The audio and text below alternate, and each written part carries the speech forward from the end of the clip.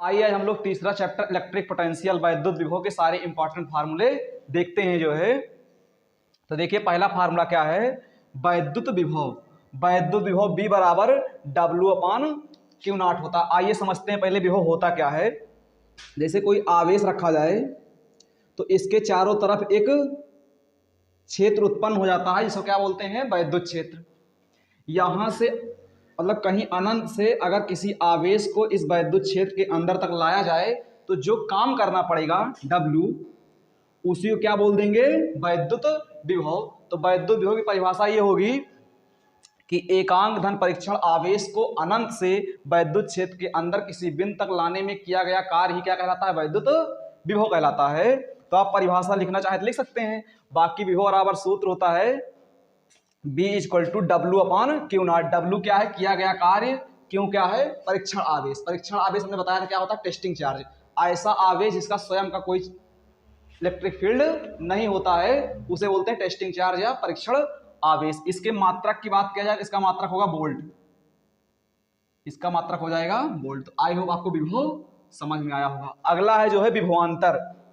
देखिए आप अनंत से लाएंगे वैद्युत क्षेत्र तक तो जो काम करना पड़ेगा उसको आप विभव बोल देंगे। लेकिन अगर वैद्युत क्षेत्र के अंदर ही आवेश को आप एक बिंदु से दूसरे बिंदु तक ले जा रहे हैं, जैसे A से आप B तक ले जा रहे हैं, तो यहां पर जो कार्य करना पड़ेगा, मतलब वैद्युत क्षेत्र के अंदर ही एक बिंदु से दूसरे बिंदु तक ले जाने में जो कार्य करना पड़ता है उसको विभव ना बोलकर विभवांतर बोल देते हैं। उसको लिखते किससे हैं, BA - BB। फार्मूला क्या होता है, W/Q0। इसका भी मात्रक वही होता है जो विभव का होता है। इसका मात्रक क्या हो जाएगा, वोल्ट। तो आई होप ये भी आपको समझ में आया होगा। तीसरा फार्मूला है जो है बिंदु आवेश के कारण किसी बिंदु पर वैद्युत क्षेत्र की तीव्रता, वैद्युत विभव। वैद्युत क्षेत्र तीव्रता हमने पिछली वीडियो में पढ़ रखा है। तो ये होता है V = 1/4πε0 Q/R। यहां पर आपको एक नियतांक भी मिल सकता है, बुक में आप देखेंगे तो रहेगा, ठीक, यहाँ के जो है। उसके बाद में अगला फार्मूला है वैद्युत द्विध्रुव के कारण विभव। हमने जो है आपको वैद्युत क्षेत्र की तीव्रता पिछली वीडियो में बता रखा है, वैद्युत द्विध्रुव के कारण कितनी होती है। तो देखिए इसमें अक्षीय स्थिति होती है और निरक्षीय स्थिति।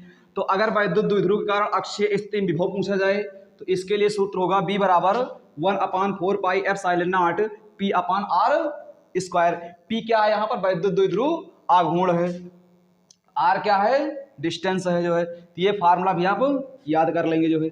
इसका भी मात्रक क्या होगा, वोल्ट होगा, क्योंकि यह भी क्या है, विभव ही है।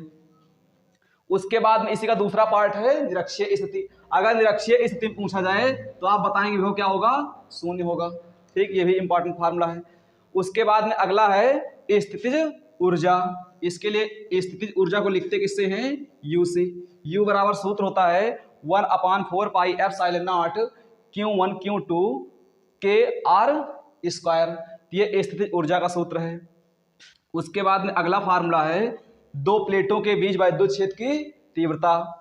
E बराबर, अगर पहली प्लेट का विभव B है और दूसरी प्लेट B मतलब विभव B1 है, दूसरी प्लेट का विभव B2 है और दोनों प्लेटों के बीच की दूरी क्या है, D है, तो वहां पर जो वैद्युत क्षेत्र की तीव्रता का सूत्र होता है B1 - B2/D होता है। इसके मात्रक की बात किया जाए तो इसका मात्रक होगा N/कूलाम।